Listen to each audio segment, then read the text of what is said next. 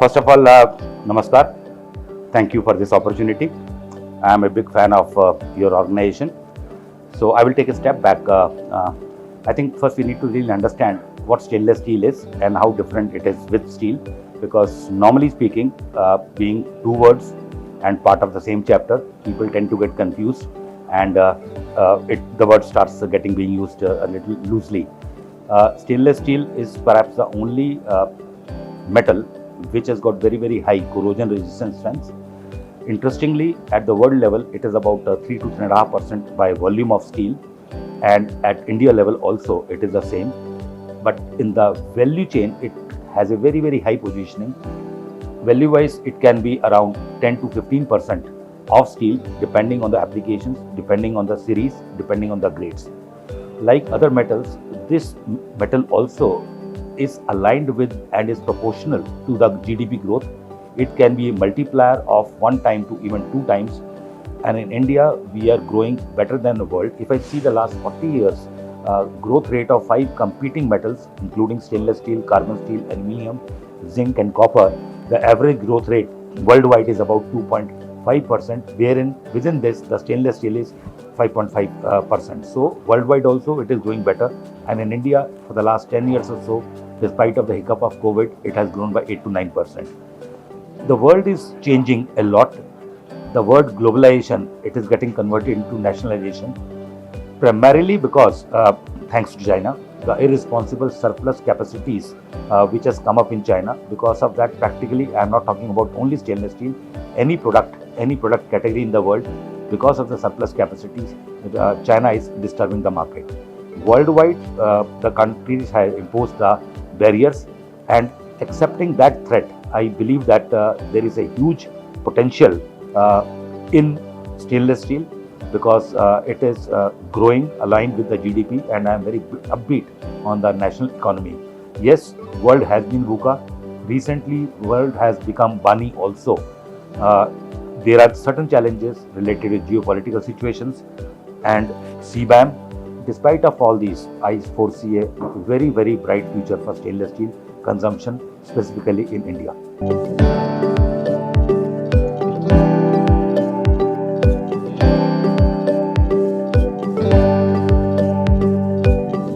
If you look at it into the numbers, India is the second largest consumer and third largest producer of stainless steel. However, I think we need to really understand what is the meaning of strengthen our position. Is it in terms of the numbers, or is it in terms of something else? I think strengthening should be the most sought after made in India product in the world. That should be the objective, and the measures which an Indian producer, whether of the stainless steel raw material, which I mean the coil sheets and all, or the stainless steel finished goods, we should be very consistent, service oriented and reliable for our consumers. And to give an example, Jindal Stainless is practically present in all the traditional applications, whether it is ABC, ART, consumer durables, process industry, and also in the upcoming and evolving applications like green energy, like defense, aerospace. Just to give you small key achievements of Jindal Stainless, whether Chandrayaan, nuclear submarine, metros, Vande Bharat, ITER, blade steel, we are the largest. So we are there. That is the indicator of what measures we take and how we are globally accepted organization.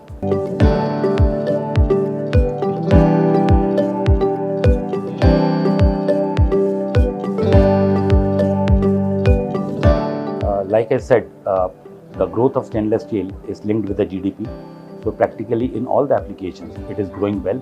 Just to give an example, and it's evolving also. 25 years back, the stainless steel consumption, 80% of that 25 years back was primarily into the kitchenware, hollowware and similar applications, and 20% was others. And if I define others, today that others have gone up to 65%, and that hollowware kitchenware is 35%. It doesn't mean that they have not increased. They are also growing, but the other applications are growing, and these other applications I indicated in my earlier question. I would like to divide it into 3 parts. One is a traditional architecture, building constructions, automobile, railways and transport, process industries, durables, and a current additional focus on the infrastructure. Then there are visible but evolving applications related with green, defense, aerospace, agri implements, medical equipment like that.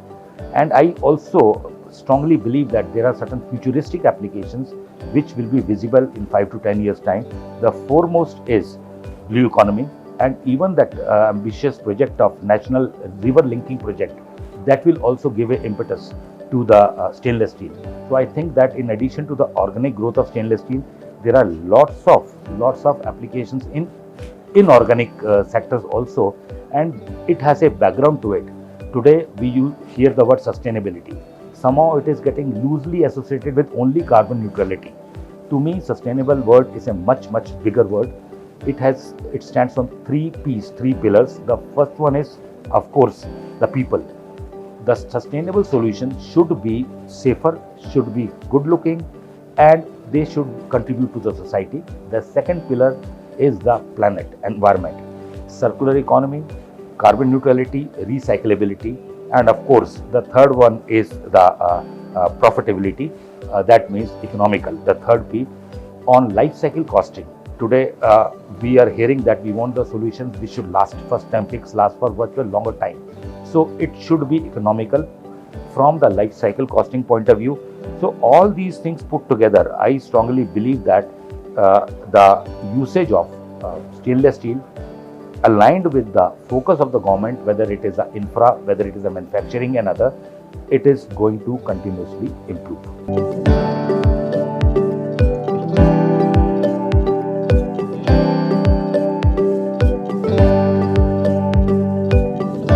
First of all, I think very simply put, I believe that IR 4.0 or digitalization, it is a real value chain transformer, whether it is a flexibility of operations, efficiency in the operations, quality, speed.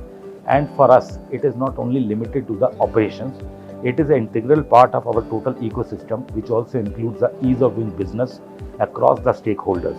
At JSL, we are very heavily investing since last 20 years. We are the forerunners in digitalization also, and our all key functions are integrated seamlessly at all the locations, and also whether it is in India or it is abroad.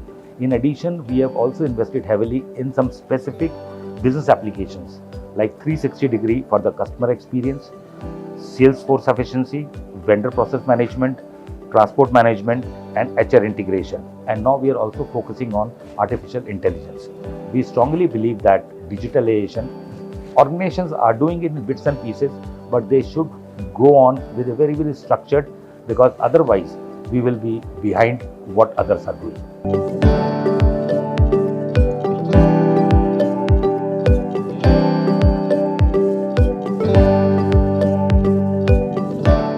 In case of stainless steel, India has a little challenge of inadequate availability of the raw material, whether it is ferroalloys, whether it is nickel, whether it is the scrap, because India relatively is a younger country to adopt using the stainless steel in multiple applications.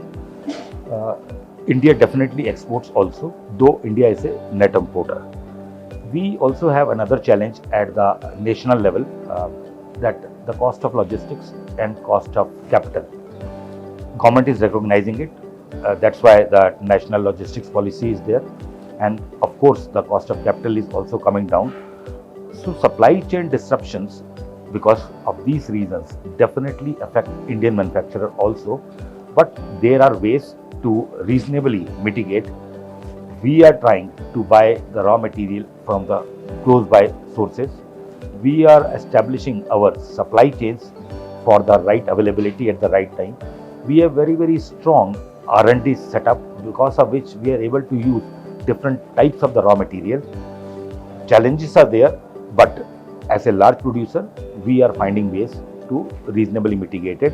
But yes, globally, challenges are continuing.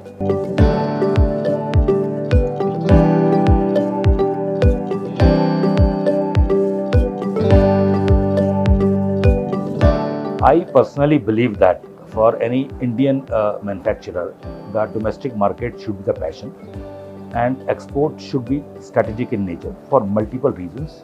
it could be foreign exchange, it could be the international branding, it could be the benchmarking, it could be learning the best practices.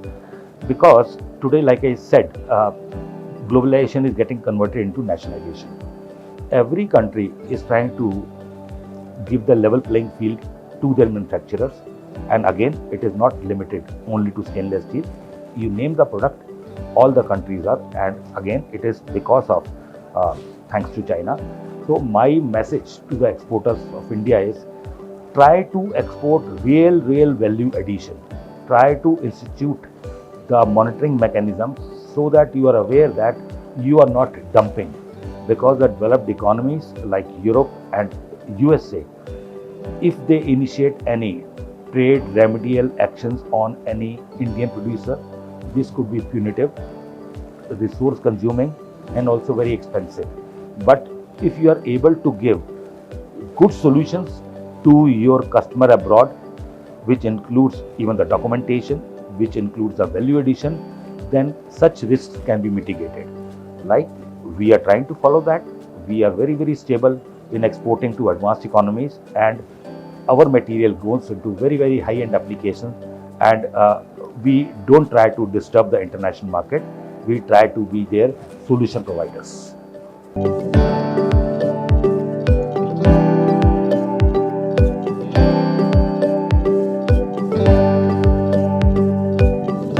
We are all aware about the Honorable Prime Minister's vision of making the country carbon neutral by 2070. Jindal Stainless, also being a socially responsible corporate, we are focusing a lot on ESG, including the carbon neutrality. In fact, we have already made a roadmap, a vision for our organization to be net zero by 2050, 20 years ahead of the national target. And by 2035, our carbon footprint will be reduced to half than our benchmark of the 2021. We have already committed that any increment power requirement will be only from the renewable sources, and as an initial stage we have already committed 700 crore rupees towards these initiatives.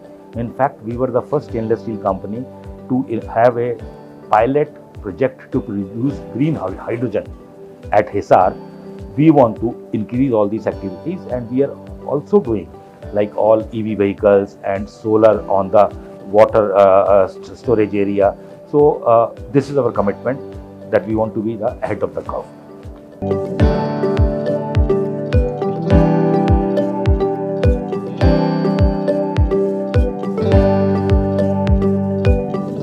Like I said that 25 years back, so now around 65% is going into the other than the consumer durable or kitchenware sector, which also includes the infra and construction.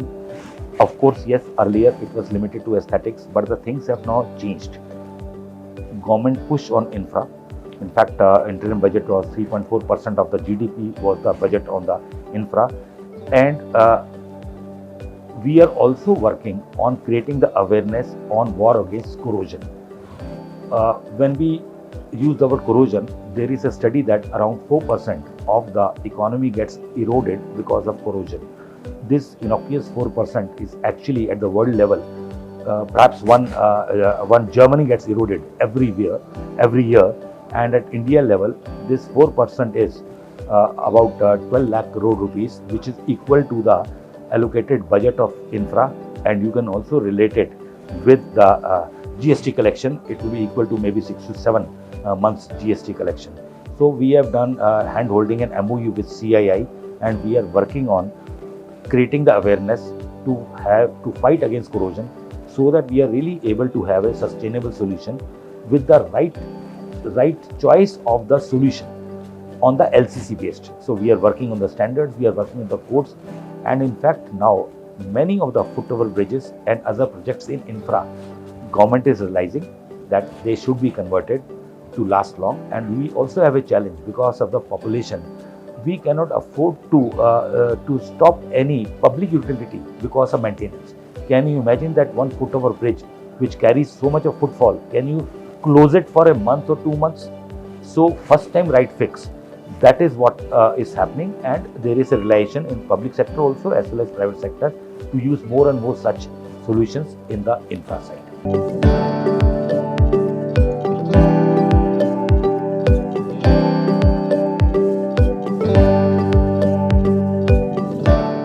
I am referring globalization to nationalization, I believe, third time.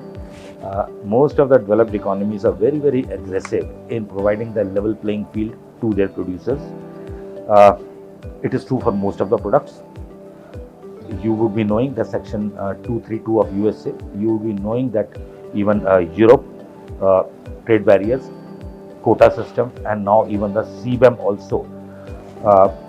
Unfortunately for stainless steel in India, there is no tariff barrier at the moment, and that is the reason that there is a huge substandard, dumped and subsidized import is coming to India from China.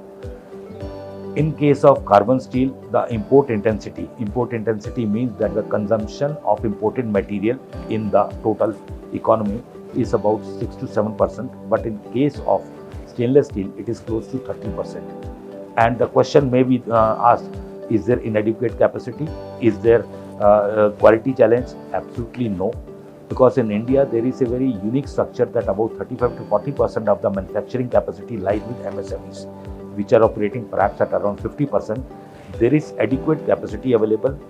There is absolutely good quality available. There are very, very respectable producers in the country. I explained you about the Jindal Stainless presence in all the high-end applications, including the nuclear. However, because of the cost competitiveness challenge at the national level, Indian manufacturers need a level playing field for temporary basis, because nobody in the world can compete against China because of the subsidies being given by the Chinese government to the Chinese producers. So, Indian manufacturers also need to do the hand holding along with the associations, so that the right inputs are given to the government. In return, government can give the right solutions together with the industry.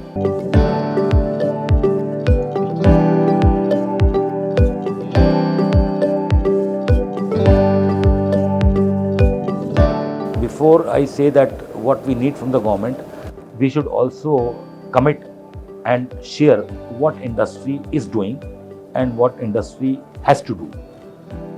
Industry has a commitment. Number one, the capacity. Last year, Indian stainless steel consumption was about 4.5 million ton.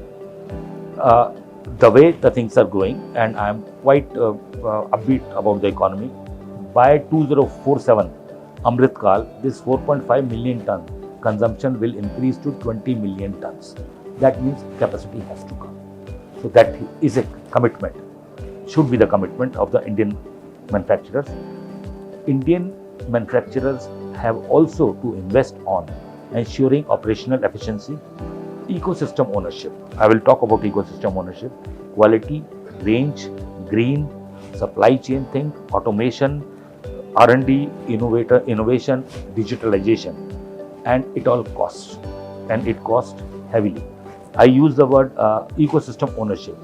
You know, producer like us, we make coils and sheets, but the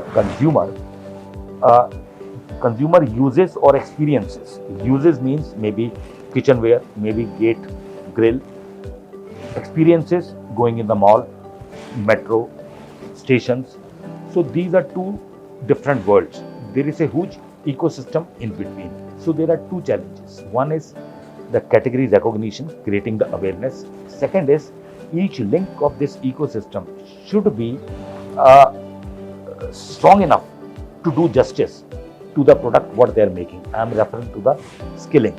So we, being the leader in the industry, we have taken the ownership of this ecosystem, and we are working a lot through our initiative Stainless Academy in academia side, whether it is engineering colleges, whether it is polytechnics, whether it is working now started on ITIs.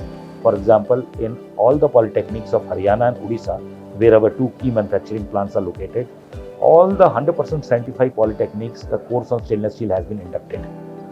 Along with capital goods, we have already created a qualification pack and a handbook for the general fabrication, which you would be seeing that the quality of the general fabrication, whether gate, grills, All these things are improving, and till today we have trained more than 32,000 fabricators, independent fabricators, and very really small. In 7 institutes, we have introduced the engineering colleges, the stainless steel course. We have invested in 4 mobile vans, which are moving, you can say, institutes for training the welding. We have launched a QP for the kitchenware industry, which covers all the key 10 to 11 job roles. And I believe that there are more than 25 lakh workforce involved in this. So this is having a potential of upgrading the life of this much of people. We also realize that there is a need of more skill awareness in the heavy industry, heavy fabrication industry. We are working on another qualification pack, which will be addressing the challenges being faced while making the bridges, foot-over bridges. So those aspects of stainless steel fabrication will be covered in that. So this is the concept of owning the ecosystem, being in the largest, and it will also increase the pie size of the stainless steel consumption. So my point here is that there is a lot of commitment of the Indian manufacturer. All these things cost, hence the profitability is important. I personally believe that profitability is a real good word. If we are profitable, we will be able to do justice. And after this commitment, there comes the initial point of what we need from the government. I think there are just 2 points, and industry is fully committed to do the hand holding. The one is the level playing field for the short and mid-term basis, and the second is the introduction of the concept of the life cycle costing, so that the first time right fix is introduced for the sustainable solution.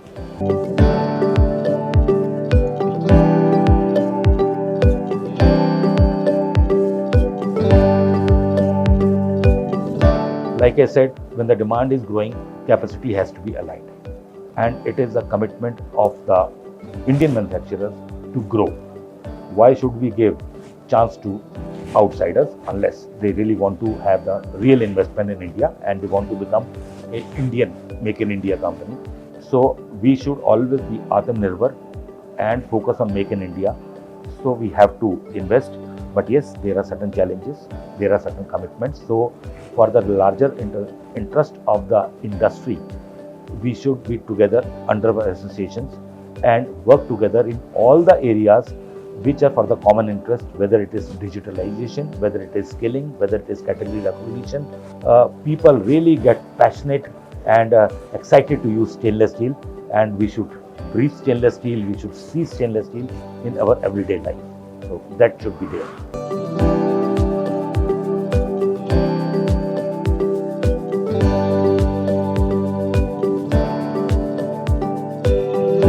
I think that there are multiple ways of answering such questions. One could be in terms of the numbers, one could be in terms of the ranking. We are already among the top in the world. We are number 1 in the country. We have the most versatile manufacturing range. Rather, it's a matter of pride.